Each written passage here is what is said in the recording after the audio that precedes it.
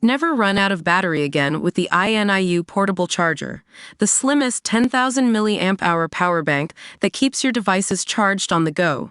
Stay powered up wherever you go. Click the link in the video description to shop now on Amazon. State pension age, crunch time, as Rachel Reeves will save 10 BN with early hike to 68. That's the stark conclusion of pensions and finance expert Rachel Vahey, after poring over the brutal numbers in yesterday's spring statement. Reeves's speech confirmed our worst fears. Despite announcing fresh spending cuts, the chancellor is still struggling to balance the books. Reeves is relying on some heroic GDP growth projections to make her sums add up. That leaves her with a brutal choice: raise taxes further or slash spending, or both.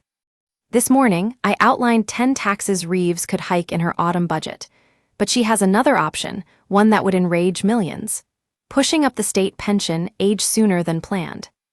Vahey, head of public policy at AJ Bell, said the state pension age is already set to rise from 66 to 67 between 2026 and 2028, in a move that should the Treasury £10.5 billion a year by 2030. That's because 820,000 people, aged 66, would be forced to wait an extra year before claiming their pension. That won't be enough to plug the fiscal black hole, though.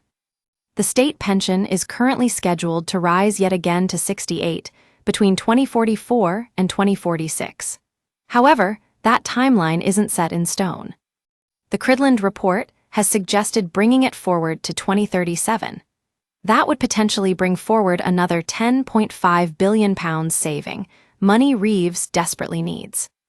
Don't miss state pension age hike to 71, inevitable.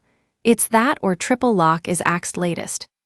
The Office for Budget Responsibility, OBR, predicts government spending on pensioners will hit £182 billion by 2029-30. That's a rise of around 20% from today, driven by the aging population and state pension triple lock, Vahey warned. At that point, it will eat up almost half the entire welfare budget. If the government is looking to cut costs, pensioner spending could move into the Treasury's crosshairs in the next few years, Vahey said. Vahey said Reeves may be tempted to get more bang for her buck by bringing forward the planned increase to 68. Pushing up the state pension age isn't a simple fix, she admitted. Any changes will be hotly contested. The state pension rises 4.1% next month under the triple lock, lifting the new state pension ever closer to the £12,570 personal allowance.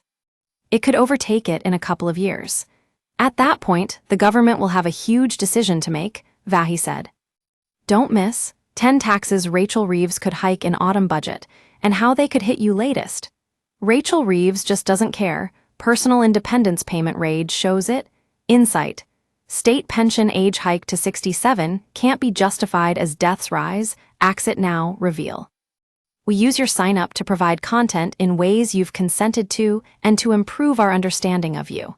This may include adverts from us and third parties based on our understanding. You can unsubscribe at any time. Read our privacy policy. Labor pledged to protect the triple lock in last year's election manifesto, but Vahey now questions how long that promise can last. Crunch time is fast approaching when the government will finally be forced to address the question of how much the state pension should really offer, at what age, and how it can increase payments sustainably each year. When the crunch comes, Reeves faces a nightmare choice. Either the state pension age must rise faster than planned, or the triple lock must go, or both. Life expectancy growth may have slowed since the pandemic, but with the economy stalling, that may not help us. This is not all down to Labour, of course. The Tories left the UK finances in a mess, but with Reeves making everything worse, tough decisions are coming. We may not like the answers,